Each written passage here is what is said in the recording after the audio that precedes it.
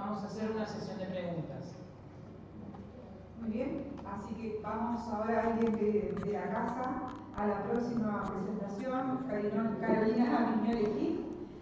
Carolina es médica veterinaria por la Universidad de la República, con maestría y doctorado en biotecnología reproductiva por the Swedish University of Agricultural Science, es vicepresidenta del Instituto Nacional de Investigación Agropecuaria y profesora titular del Polo Agroforestal de la Universidad de la República.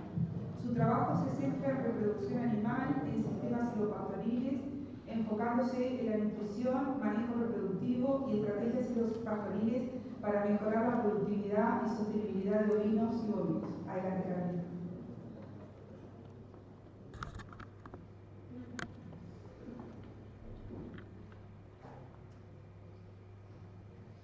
Bueno, muy buenos días a todos y todas, particularmente los que no tuve la oportunidad de saludar. La verdad que un placer para nosotros estarlos recibiendo en la quinta edición de este seminario que, como todos comentaron antes, es un arduo trabajo de equipo y que bueno, nos llena de orgullo que este salón esté lleno. Bueno, a mí como parte de este equipo me toca presentar esta charla titulada Sistemas silvopastoriles jóvenes, y nuestra pregunta es cómo ocurren las sinergias en estos sistemas silvopastoriles jóvenes. Entonces, como ya decía José, estamos enfrentados a nivel regional y a nivel internacional a tratar de revisar estos sistemas de producción para que sean más sostenibles desde el punto de vista ambiental, económico y social, y en ese sentido la ganadería, particularmente la ganadería pastoril, no escapa a esta realidad. Y para nosotros aquí en Uruguay el campo natural es un ecosistema diverso que sabemos que tiene muchísimas propiedades excelentes y es la base de la producción ganadera, particularmente de la cría vacuna, que es el primer eslabón en la cadena cárnica. Este campo natural ha sido históricamente manejado con sobrepastoreo, entonces todavía no conocemos cuál es su potencial productivo y es una excelente herramienta para nuestros sistemas de producción que debemos seguir desarrollando y cuidando. Además, estos sistemas pastoriles están expuestos, como decía José, a eventos climáticos cada vez más extremos y por lo tanto tenemos que buscar alternativas para mejorar esa productividad animal y vegetal que se ve amenazada, digamos, por estos eventos climáticos extremos. Y en ese sentido, los sistemas silvopastoriles aparecen como una excelente oportunidad para conciliar la producción con la conservación. Esta definición de lo que es un sistema silvopastoril ya fue comentada hoy, fue comentada por Miguel Sierra en su discurso. Y bueno, interacción deliberada y de largo plazo de árboles, ganado y pasturas que interactúan en forma armónica, propendiendo a las sinergias de sus componentes con el objetivo de maximizar la producción del sistema en forma sostenible. Y aquí me quiero detener en las palabras que están en negrita: deliberada. Hay un marco de plantación planificado, que puede ser de 3 a 5 metros entre árboles en la fila, generalmente 1 o 2 filas. Lo que no puede faltar en estos sistemas son callejones amplios de más de 18 metros. De largo plazo, porque estos sistemas están enfocados en la producción de madera sólida, libre de nudos para hacer riego bobinado, tienen una durabilidad, digamos, de 15 años, y bueno, y esto implica que tenemos que estar pensando en que el turno forestal de 15 años no va a implicar estar pendientes de una cantidad de manejos silvícolas que tenemos que realizar. Que interactúen en forma sinérgica. Nosotros no queremos que el árbol, la pastura y el ganado estén sinérgicamente funcionando solamente los primeros años. Queremos que estén los 15 años interactuando en forma sinérgica. Y para maximizar la producción del sistema, porque justamente creemos que el campo natural, que tiene muchísimo todavía para dar, tiene que ser manejado con una asignación de forraje, una altura de forraje, una asignación de forraje para el animal adecuada. Y esa es la base de nuestro sistema de producción, para que justamente sea sostenible. Entonces, digamos que la consigna es que el árbol, como dice Pepe Dutra, el presidente de la Sociedad Uruguaya haya silvopastoreo, que el árbol no mate al pasto, pero que el ganado no mate al árbol, que tenemos experiencias de ese tipo también. Entonces nos presentó una cantidad de información José sobre estos sistemas, pero en Uruguay particularmente el conocimiento generado en estos sistemas se ha empezado a generar a partir de los 5 años post plantación.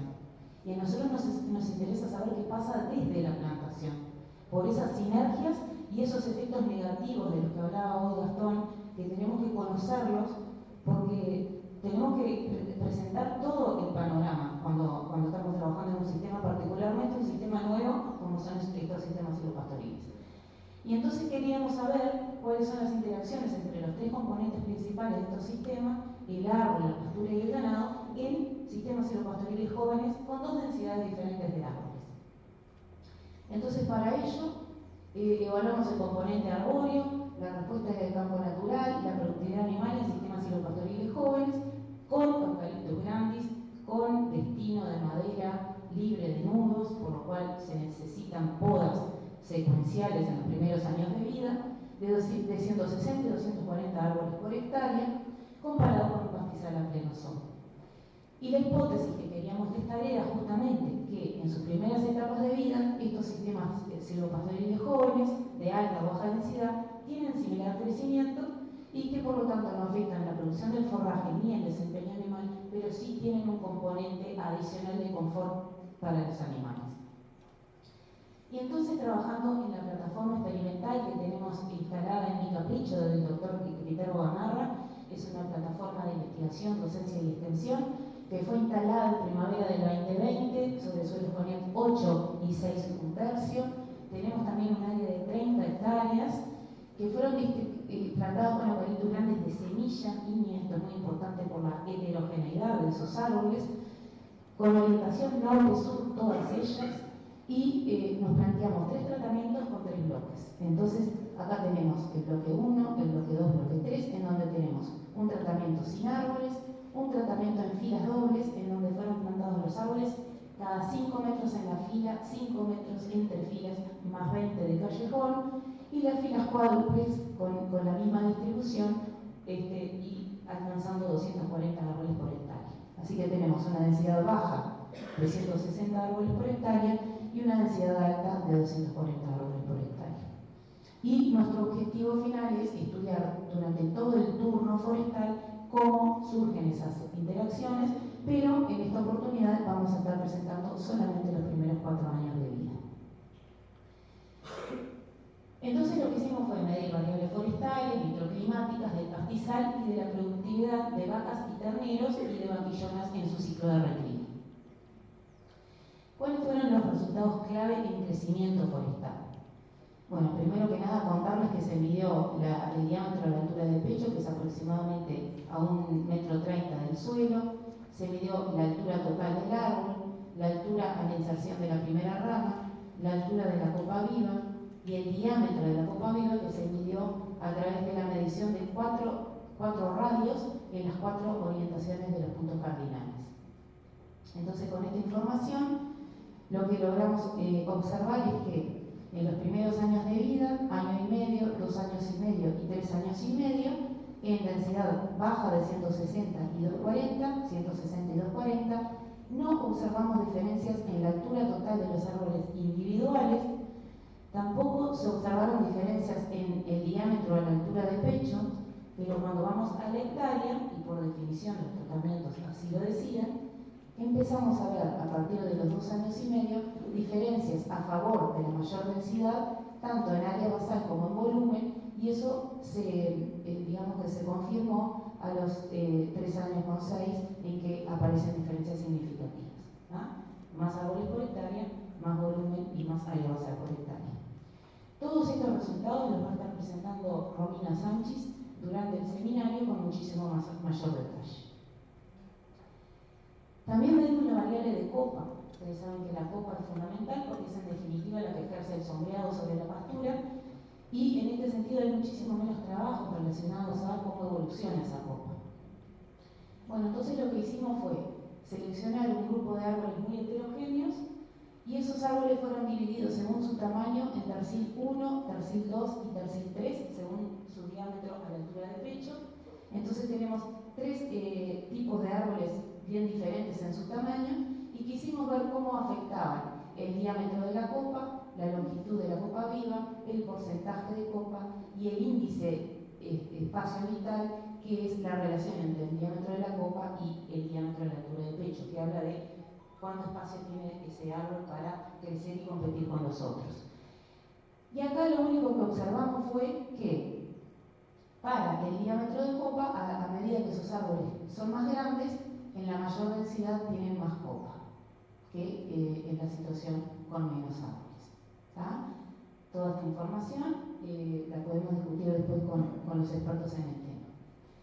Entonces, decirles que estos sistemas silvopastoriles, como vemos, son muy dinámicos y complejos, porque al crecimiento en año de los árboles, que está asociado, por supuesto, a un mayor diámetro a la altura del pecho, como vimos, el diámetro a la altura del pecho y la copa se relacionan también, y esto entonces va creciendo el área de sombreado a la pastura, o sea que me va afectando la pastura, como decía José, porque interfiere con el ingreso de luz, pero además, como nosotros queremos madera libre de nudos, vamos podando esos árboles, por lo tanto, la dinámica de muchas ramas las vamos cortando y eso afecta nuevamente la dinámica. Esto lo llevamos hasta el turno final, en que van creciendo los árboles y van creciendo sus copas.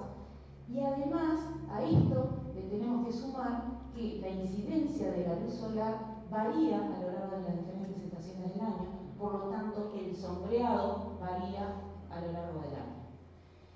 Entonces, para ejemplificar esto y cómo varía la posición de la sombra a lo largo del día, tenemos una secuencia de fotos en que en marzo del 2024, cerca del equinoccio de otoño, durante un periodo de 10 días estuvimos sacando fotos en el mismo lugar, y esto lo tenemos para la densidad baja de 160 árboles con 2 filas y 240 árboles con 4 filas.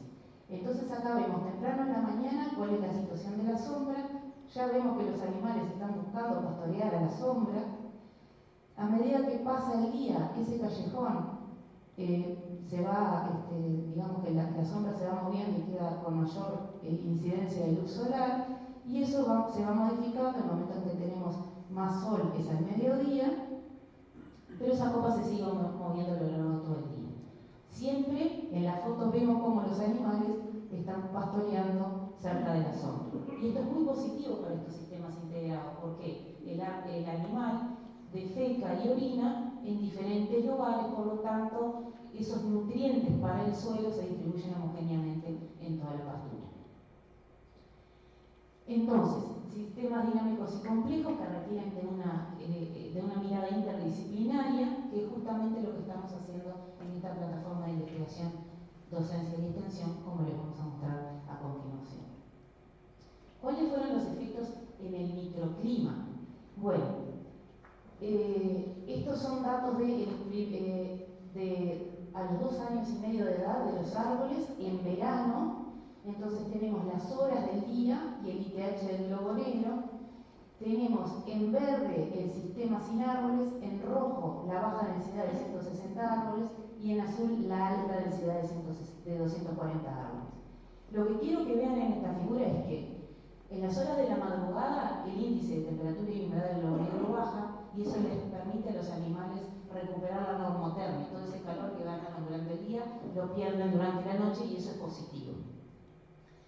Después, que si consideramos que el índice de temperatura y humedad de 72 es como el límite del umbral de confort de los animales, durante el verano claramente todos los animales están expuestos a estrés calórico, pero que este estrés calórico es menor debajo de los árboles, que son los cuadrados. Vemos el cuadrado azul y el cuadrado rojo, que están por debajo de los demás, o sea que en promedio es más fresco debajo de los árboles, y que por lo tanto los animales son capaces de buscar esos lugares de mayor confort en toda el área durante el día. Y otra cosa relevante es que durante el verano tenemos más de 14 horas con un ITH del globo negro mayor de 72, lo que nos dice que el animal claramente está estresado y que hay que buscar alternativas para mejorarlo. Cuando vemos qué pasa con la radiación y el viento, aquí tenemos las horas del día y la velocidad del viento, en verde el sistema sin árboles y en azul el sistema denso en el callejón. Entonces vemos claramente que la velocidad del viento se reduce en el sistema con árboles, ya sabemos el efecto cortaviento, digamos, que tienen los árboles, por lo tanto se reduce en los animales que están en el callejón, pero lo pueden buscar en otras áreas, pueden buscar el confort a través de ese índice de temperatura y humedad más bajo. Esta reducción se da sobre todo entre las 7 de la mañana y las 4 de la tarde, y después tenemos un aumento en la velocidad del viento en los sistemas con árboles. ¿Qué pasa con la radiación incidente? Bueno, tenemos el sistema sin árboles y el sistema callejón, se superponen perfectamente, o sea, el callejón no pasa nada porque además esa incidencia con esa orientación norte-sur permite que ocurra, que haya una buena incidencia y crecimiento del forraje, pero sí tenemos una pequeña reducción debajo de los árboles, esto en el sistema silvopastoriles jóvenes, que fue del 14%. Por lo tanto, aquí la expectativa es que en los primeros años no ocurran grandes cambios con la pastura. Entonces tenemos cambios moderados en microclima que claramente afectan en beneficio del ganado, pero que sin embargo no afectan negativamente el crecimiento del forraje. Aquí tenemos lo que pasa con la riqueza de especies por metro cuadrado, en la densidad sin árboles, 160 y 240, y vemos que no varía. Esto es un trabajo que está haciendo Pablo Posada, su tesis de maestría, y que también va a estar presentando estos resultados en el Congreso. Así que no tenemos cambios ni en la producción de forraje, ni en la riqueza de especies, y tampoco tenemos cambios en la calidad del forraje. No hay cambios en proteína, no hay cambios en fibra en estas primeras fases de desarrollo de los árboles. Esto es muy importante porque todos asumimos que el aumento de proteína y la reducción de fibra es algo que ocurre siempre. En los sistemas silvopastoriles jóvenes esto no ocurre. ¿Qué pasó con la productividad animal?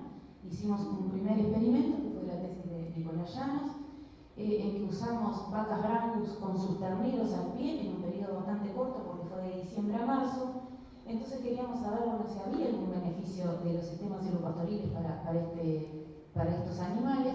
Vemos que el peso vivo de las vacas no se modificó, la condición corporal de las vacas tampoco, no se modificó la ganancia de peso de los terneros ni su peso en destete. Aunque vemos que hay una mejor ganancia, esto no llegó a ser significativo. Lo que podemos explicarlo por el corto plazo de este experimento, que fue solamente 3 meses, y son justamente los momentos del año en que los sistemas silvopastoriles nos permiten ver los beneficios. Si hubiéramos seguido este experimento a fines de abril, probablemente hubiéramos visto una diferencia mayor. Ya con sistemas silvopastoriles jóvenes de 2 años y medio. ¿Qué pasó con la productividad de las terneras en su ciclo de recría? Bueno, acá tuvimos desde el destete hasta después del entore.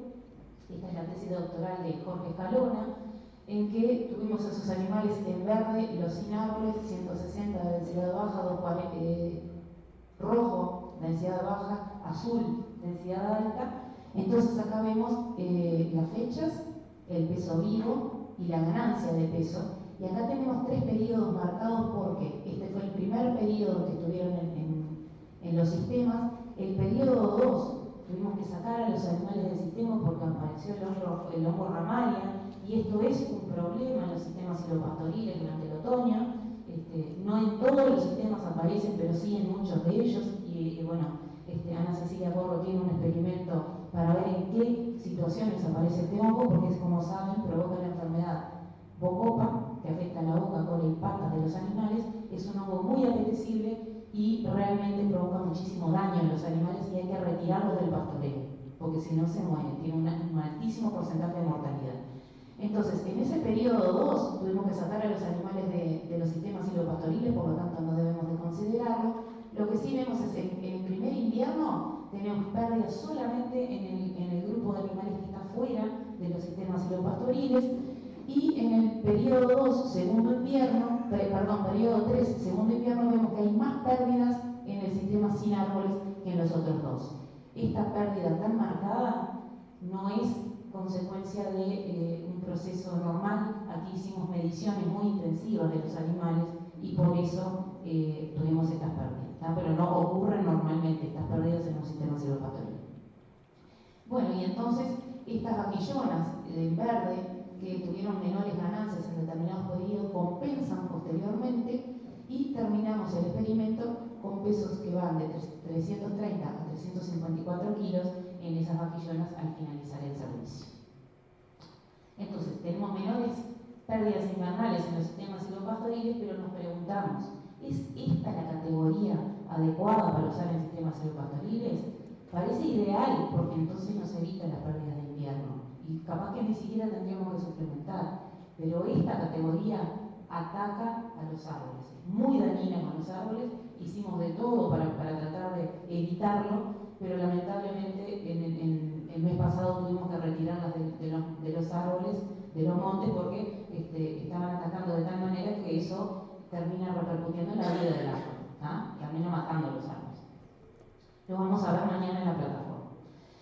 Bueno, entonces, sinergias en acción en estos sistemas silvopastoriles jóvenes, tratamientos sin árboles, baja densidad y alta densidad. Las variables dendrométricas, es decir, individuales de los árboles, son iguales.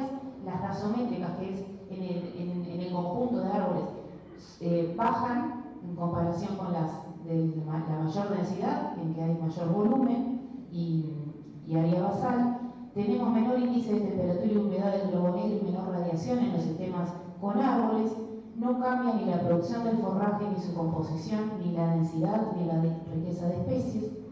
No tenemos efecto en el par vaca ternero, sí tenemos una menor pérdida invernal en las vaquillonas en su fase de recría. Por lo tanto, no se afecta el crecimiento individual de los árboles, se mejora el confort animal y se mantiene productivo el pastizal.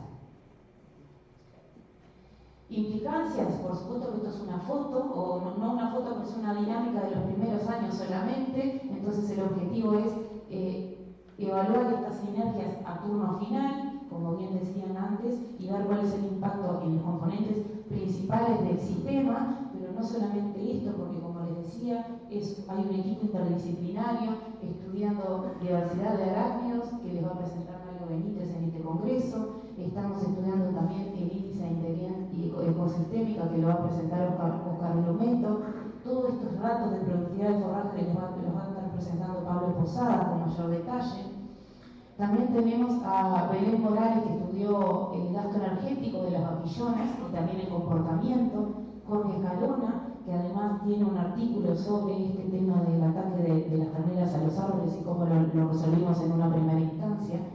Y además Verónica Ziganda va a estar presentando cómo es la circularidad de nutrientes en este sistema. O sea que no solamente nos interesa la relación entre los componentes principales, nos interesa cómo se integran todos esos sistemas, cómo ocurre la circularidad de nutrientes y cuál es el impacto en productividad y en reducción de gases de efecto invernadero, como decía José en su trabajo anterior. Equipo interdisciplinario con muchísima gente, técnicos, productores, personal de apoyo, estudiantes, muchísimas instituciones involucradas. Y bueno, esto es lo que le quería contar el día de hoy y quedamos a las órdenes para preguntas. Muchísimas gracias.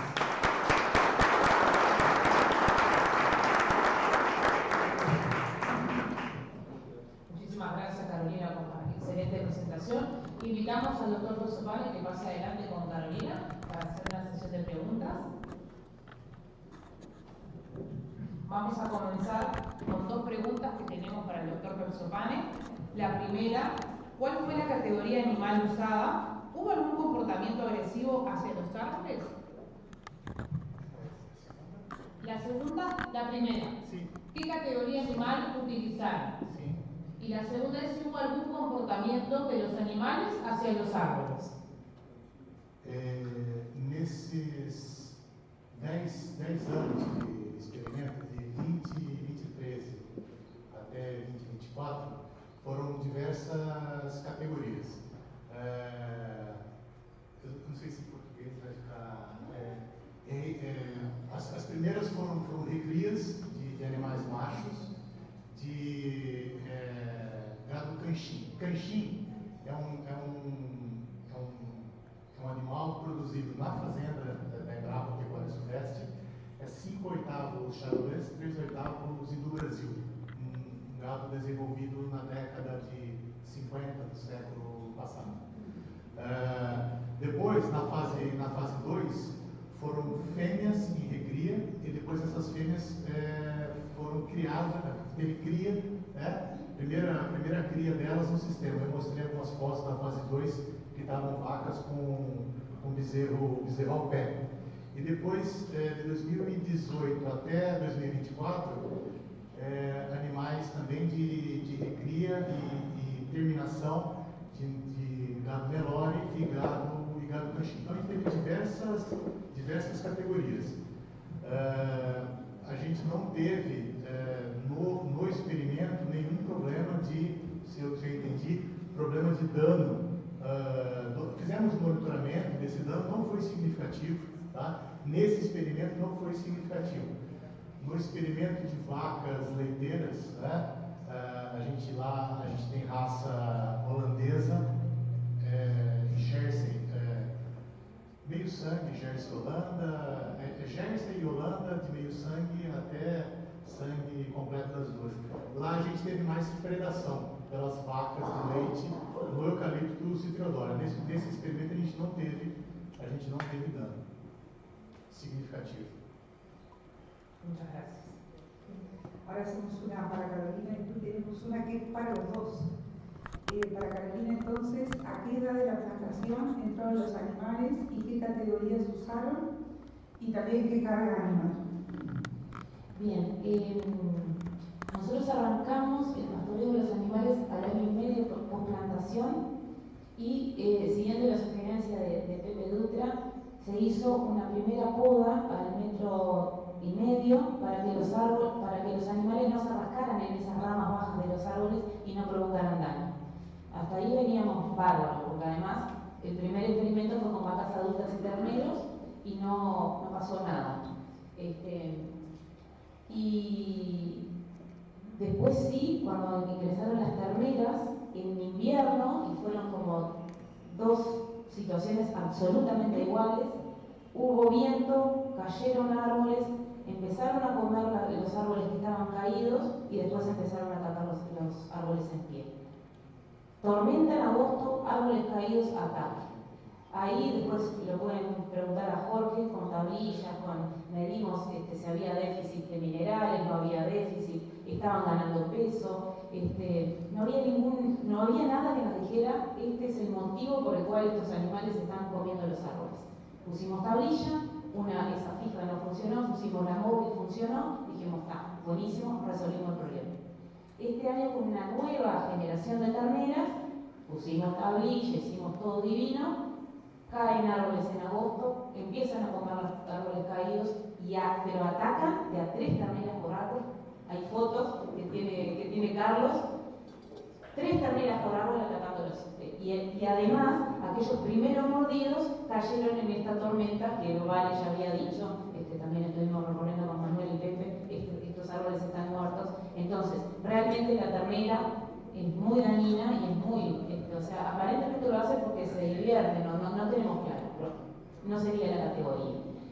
Y la otra con respecto a la carga, nosotros en este experimento, Jean Federico es el encargado de la parte de pasturas, los chiquilines hacen las mediciones todos los meses y es según la altura de forraje. Se manejan alturas de forraje de 7 a 10 centímetros, se recorre, se ve a cuánto corresponde en materia seca, pero si hay menos de 7 centímetros en alguna parcela, se sacan los animales volantes, si hay más de 10 centímetros, se ponen animales. O sea que la carga es variable y no es tan importante para nosotros la carga, sino la altura y disponibilidad de forraje para manejar el número de animales que ingresan y salen. Muy bien, muchas gracias Carolina. Ahora una pregunta para los dos. En el caso del doctor Proxopane para Brasil y por supuesto para Carolina por Uruguay. ¿Cómo ha sido la adopción de los sistemas silvopastoriles en Brasil y en Uruguay? Comentar dificultades o ventajas de la adopción de estos sistemas. Bom, no Brasil, eu estava até comentando ontem, existe uma adoção crescente de sistemas silvopastoris. a última estatística de levantamento de área, porque no Brasil existe uma denominação chamada integração lavoura, pecuária, floresta. Essa denominação ela tem quatro tipos de sistemas. Tá? Integração lavoura-pecuária, o agropastura, sem a presença de árvores, e 3 sistemas com a presença de árvores: silvopastoris, agro-silvopastoris, quando tem alguma lavoura, alguma cultura agrícola ali, ou silvia-agrícolas, onde não tem a presença de animais. Tá? A última estatística de 2016 falava em 11 milhões e meio de hectares em integração lavoura, pecuária e floresta. 90% sem a presença de árvores, só agropasturas. Então há algo em torno de 1 milhão de hectares com sistemas com a presença de árvores. Este é o último dado de 2016. Em 2021 foi publicado um paper com metodologias de adoção de tecnologias, onde eles aumentaram essa área de 11,5 milhões para 17 milhões, mantendo a mesma proporção de sistemas.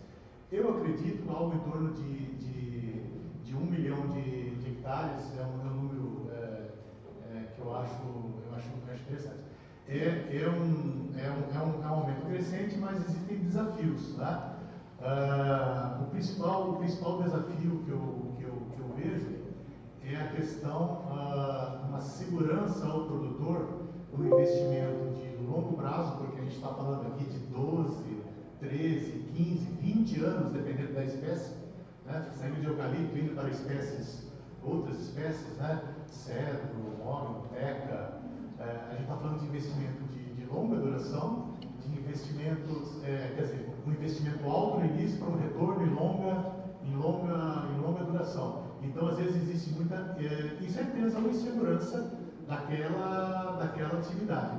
Por isso que programas de políticas públicas, né, de financiamentos específicos, eles têm ajudado essa adoção. Tá? Eu acho um número significativo de sistemas, lembrando que no Brasil a gente tem 10 milhões de hectares de floresta, algo em torno de 10 milhões de hectares de florestas plantadas, né, em silvicultura. Tá? 7 milhões e meio de hectares com eucalipto e 2 milhões e meio de hectares com pinos. Tá? Então, é um número significativo que a gente vê um crescimento, mas ainda tem bastante desafio, e o principal desafio que eu vejo é essa questão do retorno econômico em longa duração, frente às incertezas econômicas do país. Bueno, en Uruguay el dato que tenemos es de 2021, en realidad es anterior porque son datos relevados y publicados en el 2021. En ese momento habían 6.400 hectáreas de sistemas silvopastoriles, pero con una definición de sistemas silvopastoriles que no es exactamente la que ha adoptado, digamos, los parámetros que ha adoptado la Sociedad Uruguaya de Silvopastoreo. Eso data de 2021. La Sociedad Uruguaya de Silvopastoreo cumple 4 años ahora, y desde entonces, a través de la promoción de estos sistemas, creímos que esto puede haber aumentado al doble. Así que hoy habrán unas 12.000 hectáreas de sistemas silvopastoriles. En cuanto a la promoción y la adopción, bueno, la adopción todavía es escasa. Promoción y bueno, hablar de este tema, la Sociedad Uruguaya de Silvopastoreo, Polo Agroforestal, otras instituciones, Facultad de Agronomía, Facultad de Veterinaria, estamos instalando sistemas silvopastoriles en diferentes lugares en el país, recientemente en MIGES, en Facultad de Veterinaria. Y bueno, lo importante es que la gente, cuando arrancamos en el año 2021 con la Sociedad Uruguaya de Silvopastoreo, mucha gente no sabía lo que era un sistema silvopastoril. Siempre, como planteaban hoy de mañana, había como una aversión a introducir el árbol, porque siempre hay como un paquete tecnológico asociado que no es lo que quiere el productor ganadero. Entonces, la posibilidad de que el propio productor ganadero haga su propia plantación con un sistema simple, con poca agresividad del campo natural, que es la base de nuestra ganadería. Para nosotros el campo natural no es una maleza, es un aliado para la ganadería. Le estamos dando mejor confort con el árbol y además diversificando el ingreso. Entonces, ha sido un proceso es muy reciente, porque tiene solo 4 años, y hay mucho interés. la sociedad de Uruguaya Asilo Ecuatoriano tiene más de 200 socios, así que bueno, todas las personas que deseen asociarse, está aquí su presidente, hay varios integrantes de la directiva, y el objetivo nuestro es formar gente con la tecnicatura en sistemas integrados de producción agropecuaria, promocionar estos servicios y que estos sistemas, si son visualizados como algo adecuado por los productores y lo quieren incorporar, que el propio productor pueda definir cómo hacerlo, dónde hacerlo y ser dueño también de su madera y de a quién se la vende. Bien, muchísimas gracias. Pido un fuerte aplauso para ellos. Y antes de que se retiren, vamos a entregar el obsequio de la mano de Hilara, alfajores artesanales de Nova. Es un producto local de la ciudad de Freire Marto.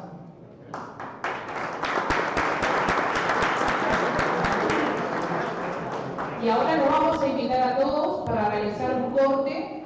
Se pueden tomar un café, comer algo en el lugar del parrillero. Les pedimos por favor puntualidad. Estaremos comenzando